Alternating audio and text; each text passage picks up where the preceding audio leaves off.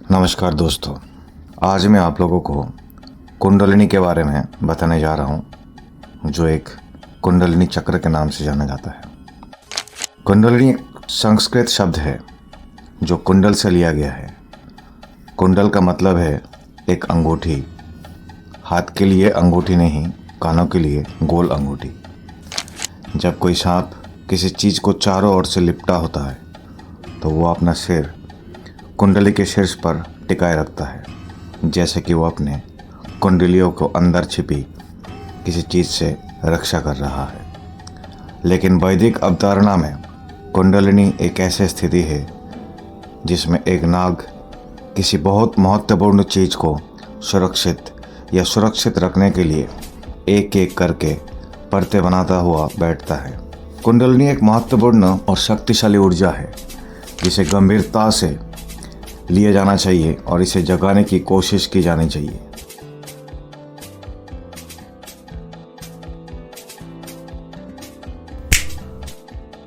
प्राचीन वैदिक युग में हम सांपों की कुछ कहानियां सुनते हैं, जब सांप मणि या नागमणि नामक एक कीमती रत्न की रक्षा करते हैं।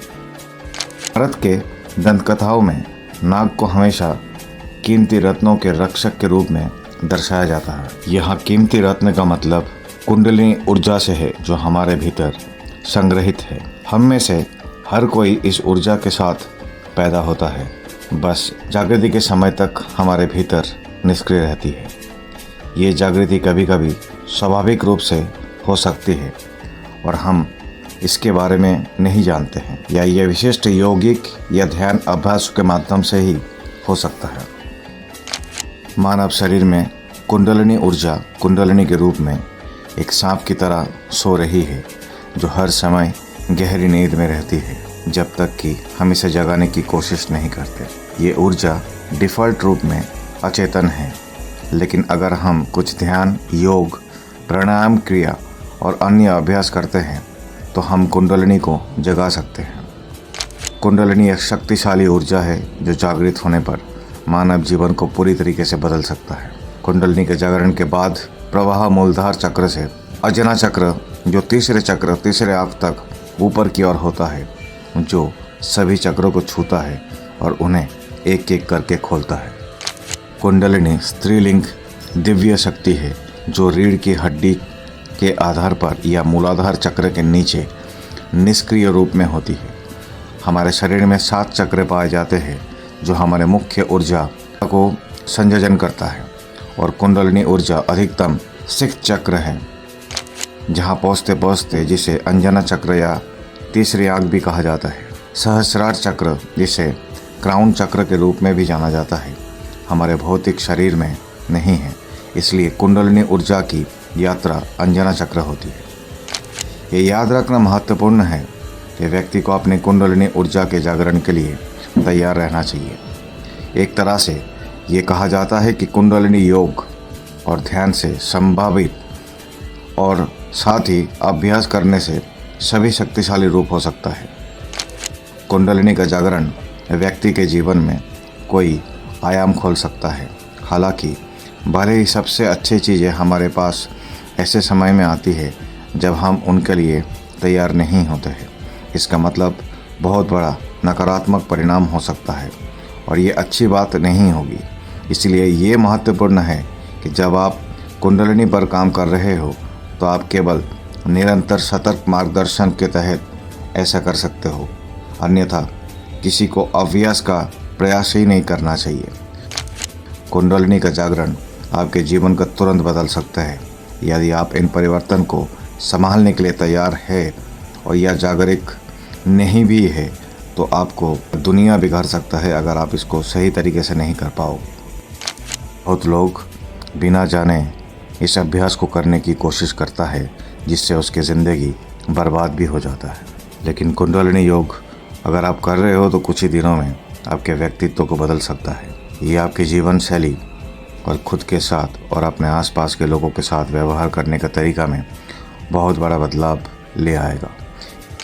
इसलिए ये भी सलाह दी जाती है कि बहुत ज़्यादा सामाजिक संपर्क और इंद्रियों के विचलन और प्रलोभन से दूर रहे। ये आपके शरीर के अंदर सब कुछ बदल सकता है, और अगर सही मार्गदर्शन के तहत नहीं किया जाता है तो आप अपने ही वर्तन के अंदर खुद ही अजनबी हो जाएंगे। हम कुंडलिनी को धीरे धीरे ऊपर उठने के लिए अनुकूल माहौल बनाकर जागृत कर सकते हैं, या दूसरा तरीका ये होगा कि इसे तेज़ी से ऊपर उठने के लिए उकसाया जाए। एक तेज वृद्धि की तेज़ी से बदलाव लाए, जबकि एक धीमी वृद्धि समय में धीमे बदलाव लाएगी, जिसे आप बेहतर तरीके से संभालने में सक्षम हो सकते हैं। हम आमतौर पर कुंडलिनी की तुलना सांप के प्रतीक से करते हैं, क्योंकि सांप को खुद को खोलने की और धीरे धीरे साथ ऊपर उठने की जो यात्रा करने की प्रक्रिया कल्पना करना आसान है। ये मूलाधार से 6 मुख्य चक्रों को जोड़ता है, जहाँ ये खुलना है और स्वादिष्ठान मणिपुर अनाहन विशुद्धि तक ऊपर की ओर यात्रा करता है और अंजना या तीसरी आंख पर चक्र पर समाप्त होता है। ये एक और कारण है कि इसकी तुलना सांपों से की जाती है। एक बार पूरी तरीके से खुलने के बाद यह एक समय ही सभी चक्र को छूता है और अंजना चक्र तक पहुंचने की प्रत्येक चक्र को संपर्क में रहता है। यहाँ ये सभी चक्र को संपर्क में रहने के लिए जागृत भी रहता है। कुंडलिनी को कभी कभी सक्रिय करने का एक और तरीका, जो किसी विशेष देवता या इकाई के प्रति भक्ति योग की प्रक्रिया के माध्यम से होता है। यहाँ हम स्वीकार करते हैं कि भगवान हमसे बेहतर जानते हैं और चक्र को सक्रिय करते हैं और उनके ऊपर निर्भर है। वास्तव में हमारे चक्र को सक्रिय करने का लगभग 112 तरीके हैं। इनमें से कुछ ही समय, कुछ योग में, कुछ ध्यान में, विशिष्ट कुंडलिनी योग और ध्यान अभ्यास, प्राणायाम, गुरु शक्तिपथ और आपके सिर को छूता है, जो इसे सक्रिय बनाता है। दोस्तों, अगर आपको ये वीडियो कुंडलिनी चक्र के बारे में अच्छा लगे तो चैनल को ज़रूर सब्सक्राइब कीजिए और वीडियो को लाइक भी दीजिए।